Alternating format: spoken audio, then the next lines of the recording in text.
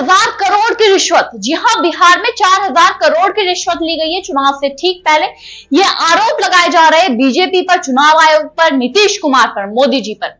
कहने को तो मोदी जी की परेशानियां काफी ऑलरेडी बढ़ी हुई है जब से उनके दोस्त परम मित्र डोनाल्ड ट्रंप ने उन पर एक स्टेटमेंट दिया है कि मैंने ही धमकाया था मोदी जी को कि आप ये वो रुकवाइए, नहीं तो हम आप पर टैरिफ बढ़ा देंगे।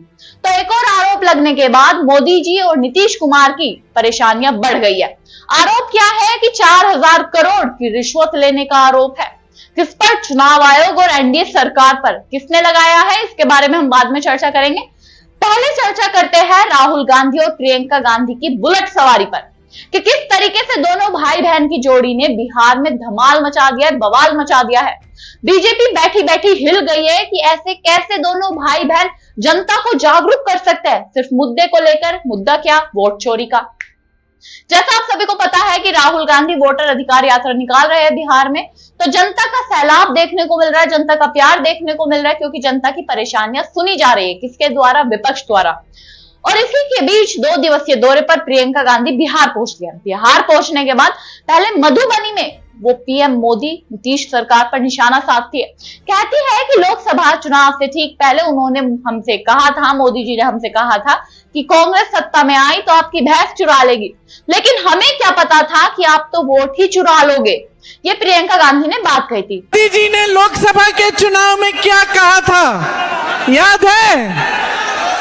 मोदी जी ने लोकसभा के चुनाव में कहा था कि देशवासियों सावधान हो जाओ, ये कांग्रेस वाले तुम्हारी भैंस चुरा देंगे। कहा था कि नहीं? अरे हमें क्या पता था, ये तो वोट चुरा रहे थे। भैंस छोड़ो, ये तो आपकी वोट चुरा लिए। कोई राजनेताओं वाली बात नहीं कही थी। जो स्पष्ट वाक्य थे, जो स्पष्ट शब्द थे, वो प्रियंका गांधी ने बोला था। और राहुल गांधी ने भी ये कहा था कि वोट चोरी से पीएम मोदी प्रधानमंत्री बने हैं। तो इसी बीच प्रियंका गांधी और राहुल गांधी एक साथ बुलेट की सवारी करते भी नजर आए हैं। पहले तो प्रियंका गांधी बुलेट सवारी करने से पहले घबरा रही थी, लेकिन फिर राहुल गांधी, उनके भाई, उन्हें समझाते हैं, उन्हें खुद हेलमेट पहनाते हैं और अपना भरोसा दिखाते हैं कि मेरे पे भरोसा रख, मैं तेरा भाई हूं, मैं तेरी रक्षा करूंगा। जैसा हर भाई रक्षाबंधन पे अपनी बहन की रक्षा करने का वादा करता है, तो वो रक्षाबंधन वाला भाई बहन का प्यार राहुल गांधी और प्रियंका गांधी की दोनों की तरफ से देखने को मिलता है वोटर अधिकार यात्रा के दौरान। भारत देश में बुलेट का अलग ही क्रेज है, अलग ही इमेज बनी हुई है। कहा जाता है कि बुलेट हर किसी का सपना है, चलाना भी, उसके पीछे बैठना भी। बुलेट की अलग ही शान बनी हुई है। तो इसी बीच बिहार में वोटर अधिकार यात्रा के दौरान राहुल गांधी, प्रियंका गांधी दोनों एक साथ बुलेट की सवारी करते नजर आए, जिसकी वीडियो भी सोशल मीडिया पर काफी वायरल हो रही है और दोनों को प्यार भी काफी ज्यादा मिल रहा है। कहा जाता है कि प्रियंका गांधी की जो राजनीति है वो काफी ज्यादा अलग है। राजनीति में 20 साल तो उन्होंने सिर्फ इलेक्शन मैनेजमेंट यानी चुनाव को कैसे मैनेज करना है उसके बारे में ही ध्यान दिया है चुनाव लड़ने से पहले। अगर अब बिहार में 2 दिवसीय दौरे में ही प्रियंका गांधी को इतना प्यार मिला है जनता का, तो सोचिए कि अगर प्रियंका गांधी बिहार चुनाव तक राहुल गांधी और तेजस्वी यादव के साथ मिलकर जमीनी स्तर पर काम करती है तो कितना प्यार देखने को मिलेगा और जनता को पता लगेगा कि असली मुद्दे क्या है, क्योंकि प्रियंका गांधी हमेशा से जनता के मुद्दे उठाती नजर आई है, कोई राजनेता वाली बात नहीं करती।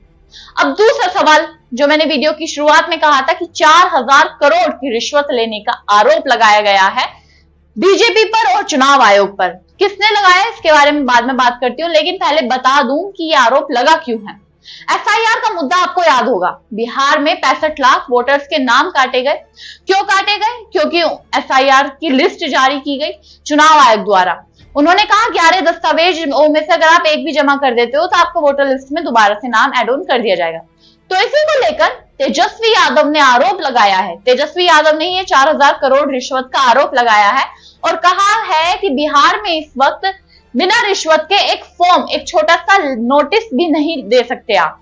तो सोचिए कि 65 लाख वोटर्स में से अगर 1 करोड़ वोटर्स और जोड़े जाते हैं, अगर वो फॉर्म भरवाते हैं तो 1 करोड़ लोगों से कितने रुपए लिए जाएंगे, एक रिश्वत कितनी ली जाएगी। सुनिए क्या कहते हैं तेजस्वी यादव। बड़ी है। और आपको एक बात, एसआईआर जो प्रक्रिया हुई है उसमें आवासीय प्रमाण पत्र बनवाना होता है कि नहीं होता, जातीय प्रमाण पत्र बनवाना होता है कि नहीं होता, घूस लिया जाता है कि नहीं लिया जाता, घूसखोरी बड़ी है। अब सच्चाई बढ़ी है। अब तक केवल एसआईआर के प्रक्रिया में ही 4,000 करोड़ रुपए, कितना 4,000 करोड़ रुपया केवल आवासीय प्रमाण पत्र और जातीय प्रमाण पत्र लेने के लिए इन अधिकारियों ने, भ्रष्ट सरकार ने लेने का काम किया। ये पैसा सब भाजपा के नेता चुनाव में लगाने का काम करेंगे, इसलिए भ्रष्टाचार लगातार जो है बढ़ रहा है। हम लोग की सरकार आएगी तो भ्रष्टाचार मुक्त, अपराध मुक्त सरकार जो है हम लोग जो है देने का काम करेंगे। ये जैसा आप सभी ने सुना कि तेजस्वी यादव सीधे तौर पर चुनाव आयोग, बीजेपी और एनडीए सरकार पर आरोप लगाते नजर आ रहे हैं कि रिश्वत खाने का काम कर रही है ये सरकार, रिश्वतखोरी से ही सरकार चल रही है बिहार में। तो क्या सही में जो तेजस्वी यादव का ये आरोप है ये सही है?